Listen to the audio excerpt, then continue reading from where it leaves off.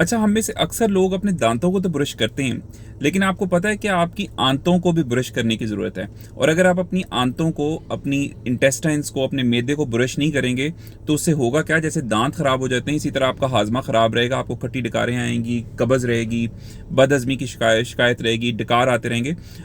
3 ऐसे अच्छे ब्रश जिससे आप अपनी आंतों को रोज़ाना अगर ब्रश करेंगे, तो आपकी आंतें, आपका हाज़मा ठीक रहेगा, और हाज़मा ठीक रहेगा तो सेहत ठीक रहेगी। Number 1, chia seeds. Chia seeds को पानी में भिगो के रोज़ाना इस्तेमाल करें, उससे आपकी आंतों को बेहतरीन किस्म की क्लीनिंग मिलेगी, ब्रश मिलेगा, जिससे आंतें साफ़ रहेंगी। नंबर 2, अलसी के बीज। सुबह निहार पिसी हुई अलसी अगर खाएंगे तो आपको ज़्यादा फ़ायदा होगा। पिसी हुई और भुनी हुई अलसी जो है वो आपने 1 चम्मच रोज़ाना खा लें।